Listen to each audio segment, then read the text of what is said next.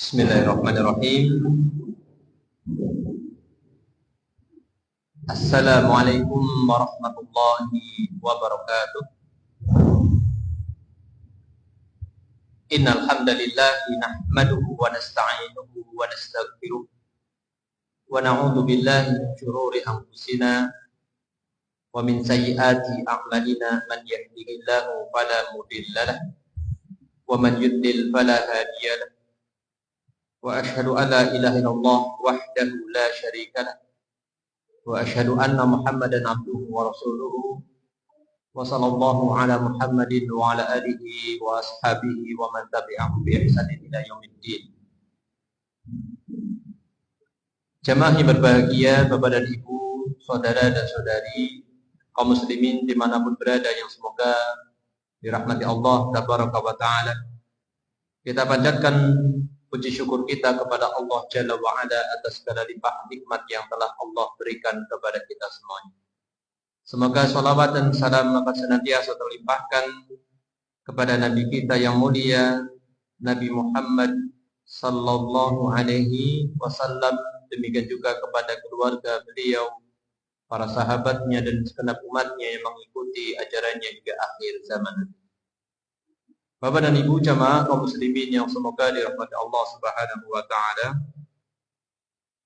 Pada kesempatan malam hari ini kita akan melanjutkan pengajian kaidah nabawiyah, yaitu kaidah-kaidah yang diambilkan dari hadis-hadis Nabi kita yang mulia Nabi Muhammad SAW, yang kaidah ini bisa kita jadikan sebagai acuan atau landasan dalam kita menjalani kehidupan ini, baik dalam permasalahan agama maupun dalam permasalahan dunia. Pada kesempatan kali ini kita akan menyampaikan tentang satu kaidah, yaitu berkaitan dengan akhlak yang mulia, yang dalam bahasa Arabnya disebut husnul khuluq. Akhlak mulia atau husnul khuluq atau akhlakul karimah. Al-akhlak al-karimah.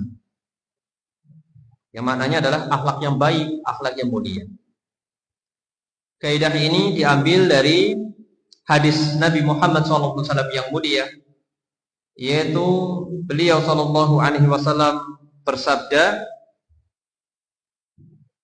al-birru husnul khuluq wal ithmu ma haka fi nafsika wa karihta an yattali'a alaihin nas. Yang artinya apa? Albir itu bisa dipahami, dimaknai dengan berbakti atau kebajikan atau kebaikan.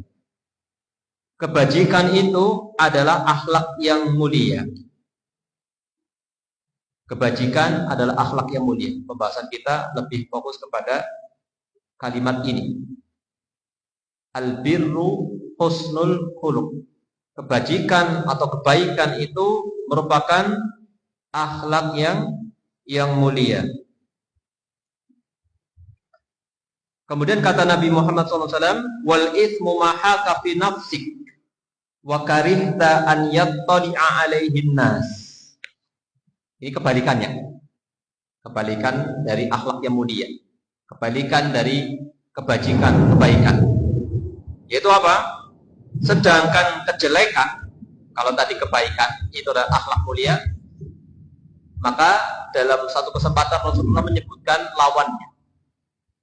Sedangkan kejelekan atau dosa itu adalah sesuatu yang meresahkan jiwamu. Sesuatu yang meresahkan jiwamu. Dan engkau benci, engkau tidak suka apabila manusia itu mengetahuinya. Ini biasanya di awal-awal seseorang melakukan perbuatan yang tidak baik itu ada apa dalam hatinya? Pergolakan ya, atau ada dalam hatinya itu keresahan, kebimbangan, dilema, terjadi dilema. itulah sebenarnya adalah tanda itu sesuatu yang tidak baik. Tapi lama-lama sering dilakukan jadinya apa? Jadi kebiasaan, jadi dosa sudah kayak biasa. Tapi di awal itu ada sinyal kalau merasa tidak nyaman, resah, kemudian tidak suka kalau orang lain itu lihat, biasanya itu adalah dosa. Kata Nabi kita Muhammad SAW, dosa atau kejelekan itulah sesuatu yang meresahkan jiwamu dan engkau benci apabila manusia mengetahui. Maka sejatinya diri kita itu lebih memahami diri kita sendiri. Diri kita lebih memahami terhadap diri kita sendiri. Meskipun kita memberikan alasan-alasan kepada orang, sejatinya kalau kita jujur, kita mengetahui jawaban. Hadis yang mulia ini diriwayatkan oleh Imam Muslim dari sahabat An-Nawas bin Sam'an radhiyallahu anhu. An-Nawas ibn Sam'an radhiyallahu anhu. Bapak dan Ibu jamaah kaum muslimin yang semoga dirahmati Allah Subhanahu wa taala.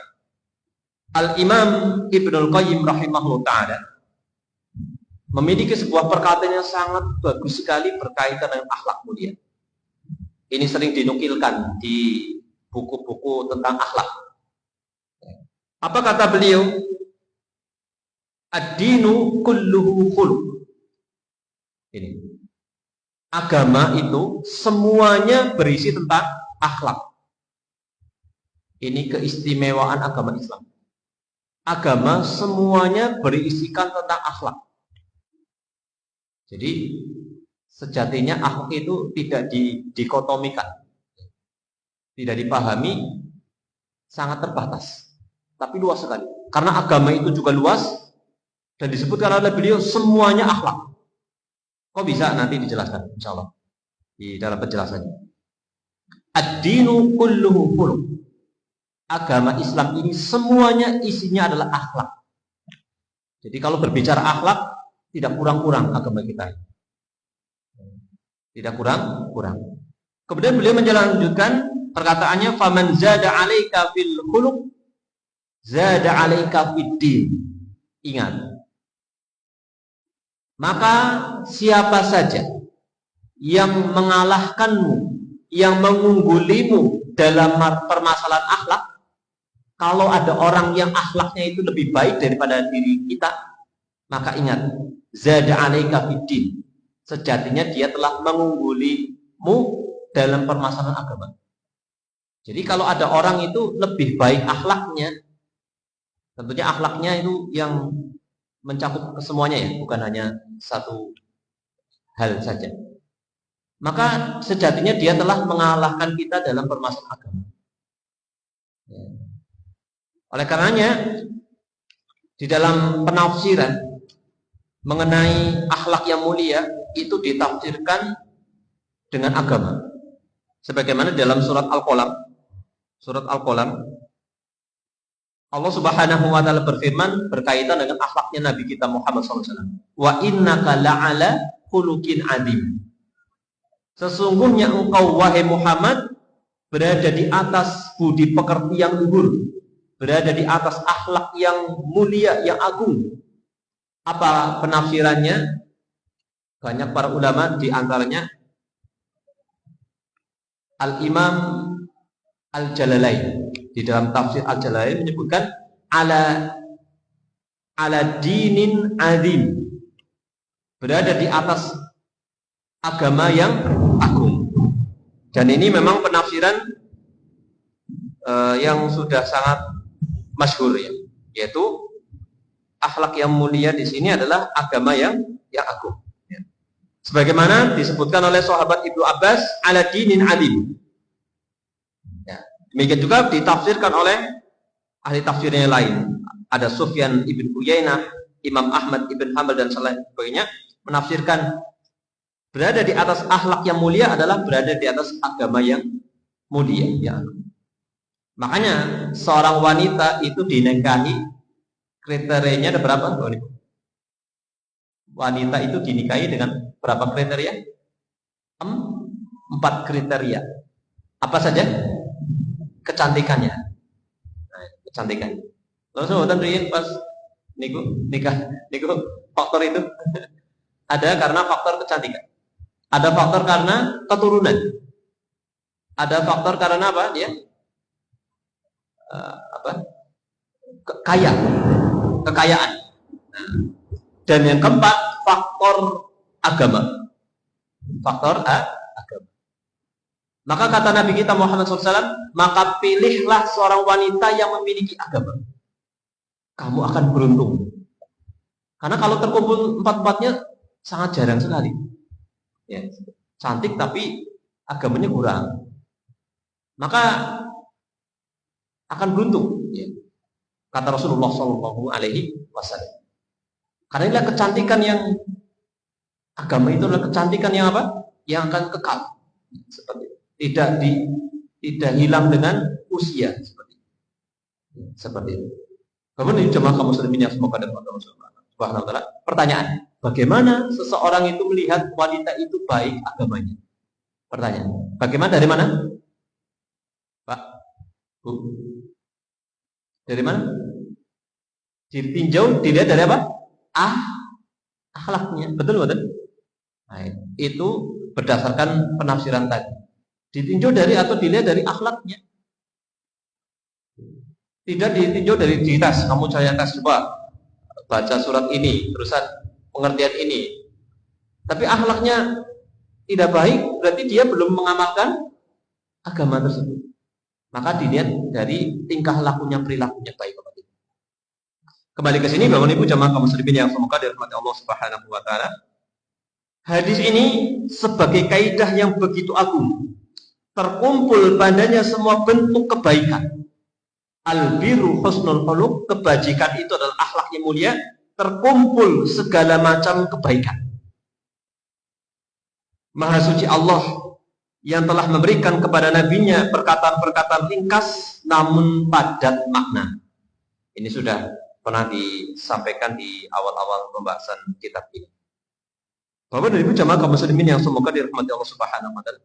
Lalu apa itu yang dimaksud dengan albir atau kebajikan? Apa yang dimaksud? Kebajikan atau albir secara asal bermakna memperluas perbuatan baik. Jadi perbuatan baik itu diperluas. Jika seorang hamba berbuat kebajikan kepada Rabb-nya, maksudnya adalah hamba tersebut memperluas ketaatan. Atau bisa dimaknai, apabila seorang hamba itu berbakti kepada Rabb-nya, kepada Allah, maka dia memperluas ketaatan. Jadi memperbanyak ketaatan. Sedangkan kebajikan atau albir dari Allah Subhanahu wa taala, lalu bagaimana kalau Allah berbuat kebajikan kepada seorang hamba? Maknanya adalah Allah memberikan pahala. Bisa diikuti ya sampai sini. Ya.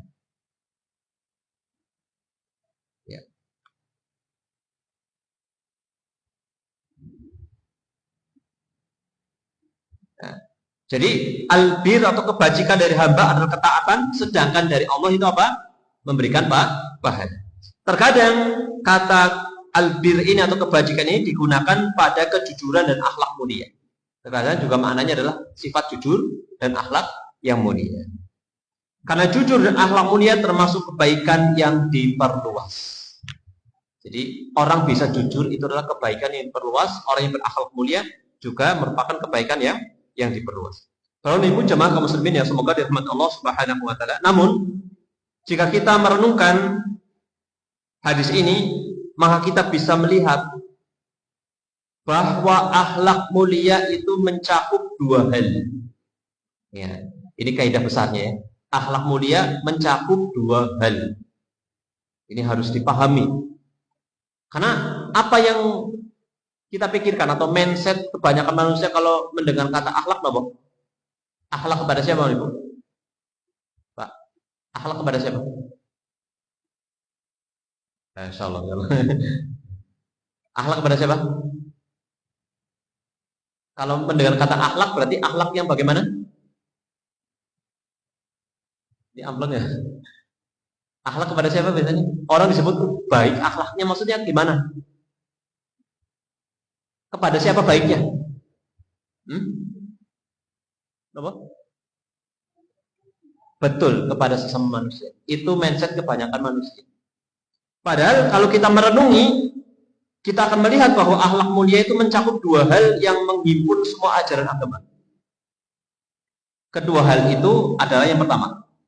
Jadi, cakupan akhlak itu ada dua. Pertama, perilaku yang baik atau akhlak yang mulia dalam hubungan seorang hamba dengan Allah Subhanahu wa Ta'ala. Ini akhlak yang mulia yang pertama.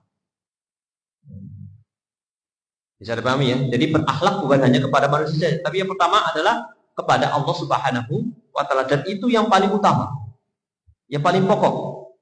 Dan ini tidak mungkin terwujud kecuali dengan apa? Dengan seseorang itu mewujudkan rukun iman dan rukun Islam.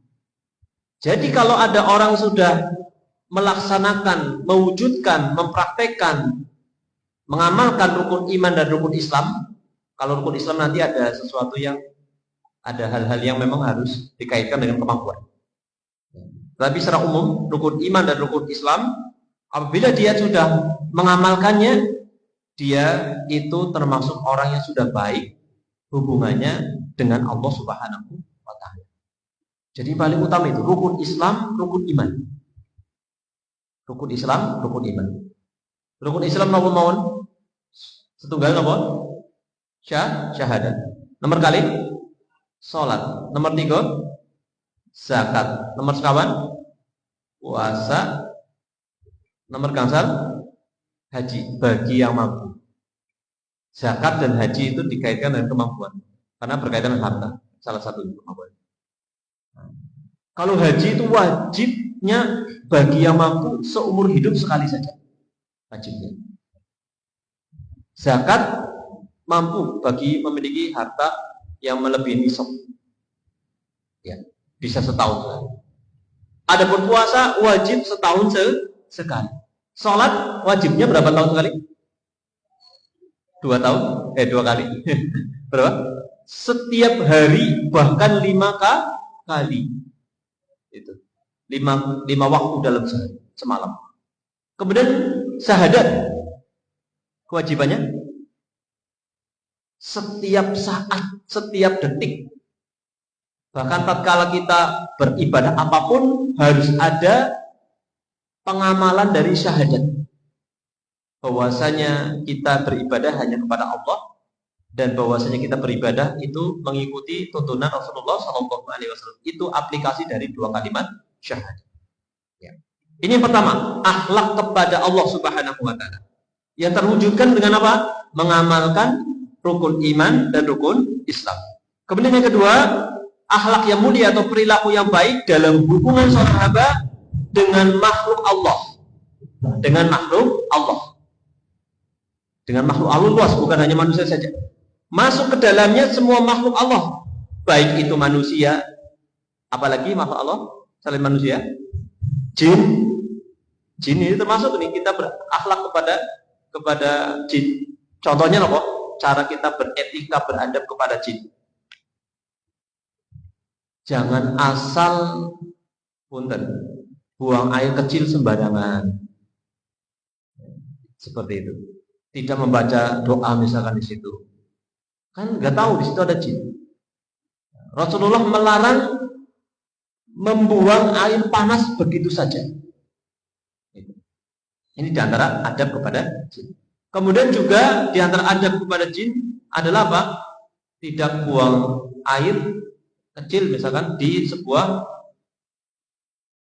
lubang atau apa gitu. Intinya jangan sembarangan dan sebagainya. Dan sebagainya. Ini meskipun jin itu juga kita beradab, berakhlak pada mereka. Kemudian selain itu hewan. Nah, berkaitan dengan kurban. Bagaimana etika Islam sampai pun kepada hewan yang akan disembelih, itu kaum muslimin berakhlak kepada hewan tersebut, berperilaku baik. Contohnya apa? Dengan membuat nyaman, tidak membuat takut si hewan. Gitu. Menyembelih dengan cara yang tercepat, tidak apa istilahnya, menunjukkan pesonya, ngamang-ngamang gamane gitu.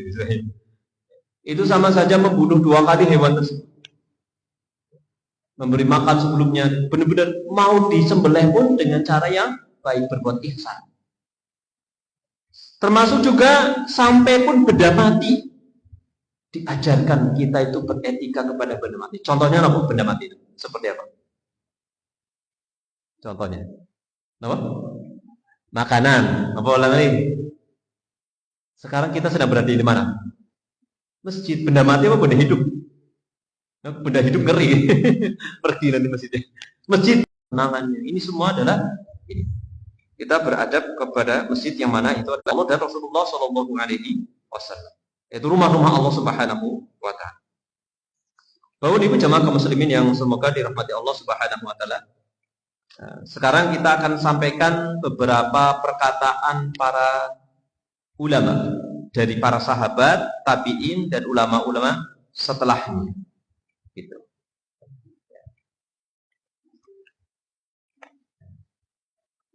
Tadi kesimpulannya apa? Akhlak itu ada dua. Akhlak kepada Allah, akhlak kepada sesama makhluk. Nah, kemudian dengan memahami pembagian akhlak itu, kita akan lebih memahami perkataan para ulama ini. Di antara perkataan mereka, yang pertama adalah sahabat Ali bin Abi Thalib radhiyallahu anhu. Beliau pernah mengatakan husnul khuluq fi thalathi khisalin. Akhlak yang baik terletak pada 3 hal. Akhlak yang baik terletak pada 3 hal. Yang pertama, ijtinabul maharim. Menjauhi hal-hal yang dilarang, baik dosa maupun maksiat. Kemudian yang berikutnya, wa talabul halal. Mencari nafkah yang halal. Dan yang ketiga, wa tausi'ah alal iyal. Memberi nafkah dan memenuhi kebutuhan keluarga. Dari 3 hal ini mencakup 2 akhlak mulia apa tidak? Ada akhlak kepada Allah dalam hal apa? Meninggalkan hal yang diharamkan. Akhlak kepada sesama, kepada keluarga, memberi nafkah, bertanggung jawab, mencari harta yang halal. Ini sahabat Ali bin Abi Thalib. Kemudian Al-Hasan rahimahullah ta'ala. Ini terkait dengan Al-Hasan, dan dalam buku ini itu Al-Hasan Al-Basri. Tapi saya cari-cari di referensi lain, Al-Hasan bin Ali, beda orang. Wallahualam. Kadang-kadang cuma disebut Al-Hasan. Nah, tergantung nanti dikiranya ini Al-Hasan Al-Basri. Terlepas itu, tapi kita ambil perkataannya. Kalau di buku ini disebutkan Al-Hasan Al-Basri. Karena terkadang Al-Hasan Al-Basri kalau disebutkan Al-Hasan ya maknanya itu. Tapi juga ada Al-Hasan lain. Al-Hasan bin Ali bin apa? Itu cucunya Rasulullah Shallallahu Alaihi Wasallam. Al-Hasan bin Ali bin Al-Hasan kalau tidak salah. Al-Hasan bin Ali ya, Al-Hasan bin Ali jadi cucu Rasulullah ya. Ali bin Abi Thalib radhiyallahu anhu. Ya, betul. Ya, masya Allah.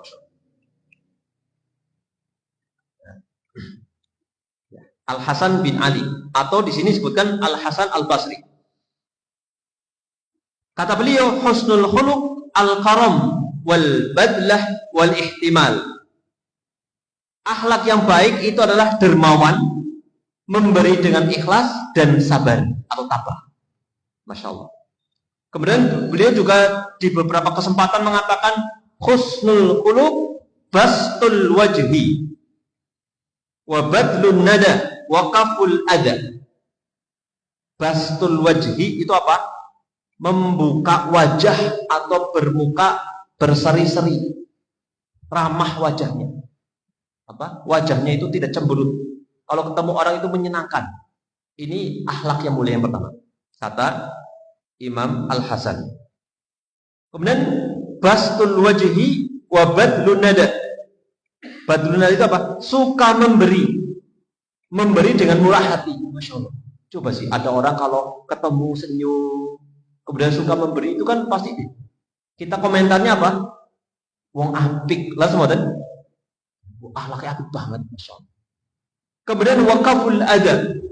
Kaful adab itu apa? Menahan diri dari berbuat jahat, menahan diri dari membuat gangguan. Ya, tidak menyakiti orang lain. Ini menurut Imam Al-Hasan rahimahullah ta'ala. Kemudian berkata Imam Ahmad rahimahullah, husnul khuluq an la taghdaba wa la tahtad. Ya, dimaksud dengan akhlak yang baik, kata Imam Ahmad, adalah engkau tidak marah dan engkau tidak dengki. Tidak marah dan tidak dengki. Wallahu a'lam bishawab. Ya. Dalam sebuah referensi lain, lah tahkid, yaitu tidak berbuat dengki atau tidak melampaui batas. Wallahu a'lam bishawab. Kemudian beliau mengatakan dalam kesempatan yang lain, husnul khuluq antahtamila ma yakunu minan nas. Akhlak yang baik itu engkau bersabar atas perilaku manusia. Namanya orang bermasyarakat pasti ada sesuatu yang membuat tidak nyaman, betul-betul. Walaupun tidak sengaja. Sengaja atau tidak sengaja terkadang kita mendapatkan gangguan. Dan terkadang bisa jadi kita juga seperti itu kepada orang lain. Maka kita harus bersabar. Ini kalau masing-masing kaum muslimin memiliki sikap sabar terhadap perilaku orang lain, insya Allah tidak ada saling membenci. Semuanya bisa memaafkan dan seterusnya, memaafkan. Kemudian Imam Ishaq ibn Rohaweh rahimahullah ta'ala, beliau mengatakan, ini semuanya berbicara tentang akhlak yang mulia ini. Kata beliau, huwa bastul wajhi wa alla taghdaba. Apa? Memiliki wajah yang berseri-seri. Kemudian engkau tidak marah. Tidak gampang marah. Coba kalau ada orang sedikit-sedikit marah, kan orang komentarnya, ini orang nggak baik gitu ya, seperti itu. Ini menunjukkan akhlak mulia itu luas kan. Dan apa yang disampaikan oleh ulama tadi, dari sahabat ataupun tabi'in dan seterusnya, ini tidak menafikan adanya akhlak kepada Allah Subhanahu wa ta'ala. Kemudian Imam Ibnu Mubarak rahimahullah ta'ala mengatakan, untuk melengkapi lagi ya, husnul khuluq hampir sama dengan yang sebelum-sebelumnya. Talaqatul wajhi wa badlul ma'rufi wa kaful adab. Kata Imam Ibnu Mubarak rahimahullah ta'ala, akhlak yang baik itu ada 3. Bersikap ramah dan ceria dengan wajah yang berseri-seri. Kemudian memberi kebaikan dan berbuat baik kepada orang lain. Dan yang ketiga, menahan diri dari berbuat jahat atau menyakiti orang lain. Ini hampir sama dengan perkataan Imam Al-Hasan dan Imam Ahmad dan lain sebagainya. Kemudian terakhir kita sampaikan perkataan Imam Ibnu Rajab rahimahullah ta'ala. Beliau mengatakan yang artinya, sesungguhnya akhlak baik itu terkadang dimaksudkan berakhlak dengan akhlak syariat dan beradab dengan adab-adab dari Allah Subhanahu wa ta'ala yang Allah didik para hambanya di dalam kitabullah, seperti firman Allah Subhanahu wa ta'ala kepada Rasulullah sallallahu alaihi wasallam yang sudah disampaikan tadi. Wa innaka la'ala khuluqin adim. Sesungguhnya engkau berada di atas, benar-benar berada di atas akhlak yang agung atau berbudi pekerti yang agung. Bapak Ibu jamaah kaum muslimin yang semoga dirahmati Allah Subhanahu wa ta'ala. Kemudian kita lanjutkan. Bagaimana akhlaknya Rasulullah sallallahu alaihi wasallam? Disebutkan oleh Aisyah radhiyallahu anha, istri beliau, Ummul Mukminin, kana khuluquhu Al-Qur'an. Akhlak Nabi itu adalah Al-Qur'an. Ini pernyataan dari orang yang paling dekat.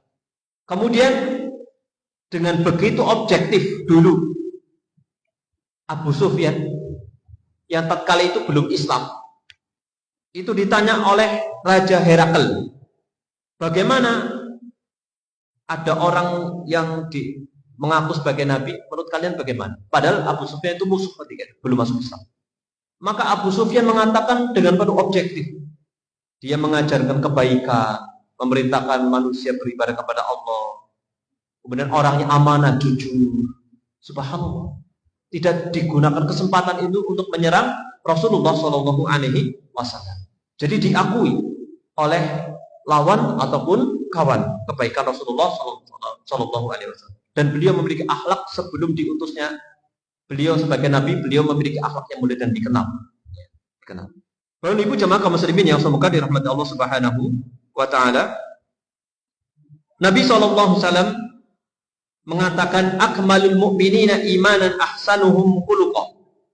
Orang mukmin yang paling sempurna imannya adalah yang paling baik akhlaknya. Dari sini ada pertanyaan, apa manfaat dari berakhlak mulia? Di dalam buku ini ada dua. Yang pertama adalah sebagaimana yang disebutkan hadis tadi, yaitu orang mukmin yang paling sempurna imannya adalah paling baik akhlaknya. Menunjukkan apa? Manfaat atau buah keutamaan akhlak mulia, dia itu orangnya adalah orang yang baik imannya. Jadi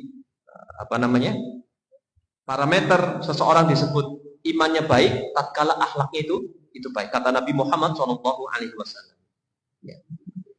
Dan tentunya orang yang paling dicintai Allah Subhanahu wa taala kaum mukminin, orang yang beriman. Ya. Dan ketika seorang itu semakin sempurna imannya, dia akan semakin baik akhlaknya dan itu semakin dicintai Allah Subhanahu wa taala.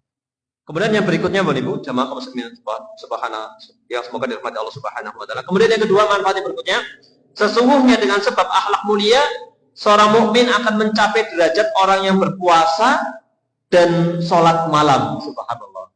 Ya. Bukan berarti ini nggak perlu puasa, nggak perlu sholat malam. Tapi kalau orang itu berakhlak mulia dan dia melaksanakan apa-apa yang diperintahkan Allah yang wajib, dia itu bisa mencapai derajat orang yang berpuasa di siang hari dan sholat malam di malam hari. Dirinya adalah manusia yang paling dicintai Allah, menjadi seorang yang paling dekat duduknya dengan Nabi. Jadi nanti pada hari kiamat di surga itu ada orang yang dekat dengan Nabi, di antaranya ada orang yang berakhlak mulia, duduknya dekat dengan Nabi. Subhanallah. Akhlak mulia adalah amalan yang sangat berat dalam timbangan mizan. Nanti akan memperberat timbangan seorang hamba. Pertanyaan berikutnya, bagaimana seseorang bisa memperoleh akhlak mulia? Ini jauh hal yang penting ya.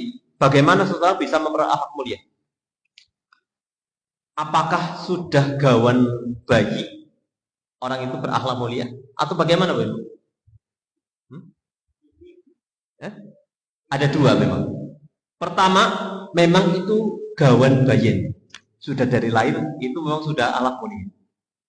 Ada yang kedua, hasil usaha. Jadi akhlak mulia terkadang diperoleh dengan fitrah yang mulia sebagai anugerah dari Allah. Jadi dari lahir memang akhlaknya baik, sopan, itu dari lahir itu bawaannya seperti itu. Allah menciptakan dia seperti itu. Maka banyak anak kecil yang berakhlak jujur, betul enggak? Kecil kan nggak pernah diajarin, tapi dia jujur, dermawan dan sabar, karena bawaan lahir. Terlepas nantinya mungkin berubah tapi dari awalnya ini memang fitrahnya dia dari kecil, dari lahir. Dan terkadang juga akhlak mulia diraih dengan usaha keras. Yang demikian membutuhkan latihan, yaitu membawa dirinya, memaksa dirinya untuk mengerjakan amalan yang bisa membentuk akhlak yang dimaksud. Maka dalam dalam masalah pendidikan karakter itu ada namanya membentuk habit karakter. Itu tidak cukup sekali dua kali, paling tidak siklusnya itu berapa, 1 bulan misalkan, nanti dibiarkan, nanti terbiasa, lebih lama lagi akan lebih. Sebagaimana disebutkan di sini, seorang itu memaksa dirinya untuk mengerjakan amalan yang bisa membantu akhlaknya. Sebagai contoh, siapa saja ingin memiliki akhlak dermawan, maka hendaknya memaksa dirinya untuk mengerjakan kedermawanan. Suka berinfak, suka sedekah, dipaksa. Kalau nggak dipaksa, dia nggak akan terbentuk akhlak yang mulia, akhlak kedermawanan. Supaya hal itu menjadi tabiat dirinya, namun jangan berharap itu dilakukan 2-3 hari saja. Saya menjadi orang yang dermawan sehari 2 hari saya mau. Setelah itu sudah nggak bisa, harus terus menerus. Makanya dilakukan itu yang kontinu meskipun sedikit, kontinu. Jauh lebih baik. Itu yang akan membentuk akhlak yang mulia atau karakter yang baik. Bapak Ibu jemaah kaum muslimin yang semoga dirahmati Allah Subhanahu wa taala, maka kita berdoa kepada Allah Subhanahu wa taala dengan doa yang diajarkan oleh Nabi kita Muhammad sallallahu alaihi wasallam, Allahumma hdina li ahsanil akhlaq wa la yahdi li ahsaniha ila anta wasrif anna sayyi'aha wa la yasrifu anna sayyi'aha ila anta. Yang artinya apa? Ya Allah, bimbinglah kami kepada akhlak yang paling baik, karena tidak ada yang bisa membimbing kepada akhlak yang paling baik kecuali Engkau. Dan jauhkanlah kami dari akhlak yang buruk, karena tidak ada yang bisa menjauhkannya dari kami kecuali Engkau. Waj'al hawana taba'an lima ja'a bihi nabiyyuka sallallahu alaihi wasallam. Dan jadikanlah hawa nafsu kita mengikuti ajaran Nabi kita Muhammad sallallahu alaihi wasallam. Bukan ajaran Nabi itu ngikutin hawa nafsu kita, tapi hawa nafsu kita harus tunduk kepada syariat Nabi kita Muhammad sallallahu alaihi wasallam. Kemudian sebagai kesimpulan, ya, sebagai penutup kita sampaikan tiga kesimpulan. Bentar lagi ada nih. Kesimpulan yang pertama, hasin khuluqo takun min abarin nas. Artinya apa? Perbaikilah akhlakmu, niscaya engkau menjadi manusia yang terbaik. Masya Allah, ini pesannya. Perbaikilah akhlakmu, niscaya engkau menjadi manusia yang terbaik. Masya Allah. Atau manusia yang paling berbakti. Kemudian yang kedua, husnul khuluq satrun sabihun liman la satrolah. Artinya apa? Akhlak mulia itu bisa menjadi penutup yang begitu luas. Kalau penutup yang luas berarti benar-benar menutupi, tidak ada celah lagi. Bagi siapa? Bagi seseorang yang tidak memiliki penutup atau kehormatan. Misalkan ada orang itu secara sosial itu diremehkan, orang biasa. Tapi kalau dia akhlaknya baik, akan menutupi segala kekurangan dirinya. Paham? Betul. Ya. Jadi jangan berkecil hati, aduh saya bukan orang terpandang. Maka buktikan akhlak yang baik dengan akhlak yang baik. Nanti akan menutupi segala kekurangan diri. Masya Allah. Kemudian yang ketiga, yang terakhir, mani'tada al-atham intakasat fitratuhu. Ini berkaitan dengan bagian kedua dari hadis tadi yang di awal disampaikan. Orang yang terbiasa melakukan dosa, maka dia adalah seorang yang telah mengalami kemunduran fitrahnya. Dia sudah menjungkir balikan fitrah. Masya Allah. Kalau orang itu terbiasa berbuat dosa. Kenapa? Tadi dosa itu awalnya itu membuat resah. Awalnya, pertama kali dilakukan itu membuat resah. Dan orang kalau lihat dia tidak suka, segera nutupin dan seterusnya. Itu awalnya. Tetapi kalau orang itu terbiasa, fitrahnya dia sudah rusak, sudah mengalami kemunduran. Na'udzubillah. Mungkin itu yang bisa kita sampaikan secara ringkas. Ini sudah mencakup semua pembahasan dalam apa yang disampaikan di dalam kitab ini, insyaallah. Pada kesempatan yang akan datang kita akan lanjutkan dengan kaidah yang berikutnya. Ini menurut saya menarik, hadis yang sangat menarik pada pertemuan yang akan datang, insyaallah. Dengan seizin Allah Subhanahu wa ta'ala. Demikian Bapak Ibu yang bisa kami sampaikan, ada benarnya datangnya dari Allah. Mudah-mudahan bermanfaat untuk kita semuanya. Mohon maaf atas segala kekeliruan atau kesalahan. Kita cukupkan pengajian pada malam hari ini dengan membaca doa kafaratul majelis. Subhanakallahumma bihamdika asyhadu an la ilaha illa anta astaghfiruka wa atubu ilaik. Wa sallallahu ala Muhammadin wa ala alihi wa sahbihi wa baraka wa salam. Akhirul kalam, alhamdulillahirabbil alamin. Wassalamualaikum warahmatullahi wabarakatuh.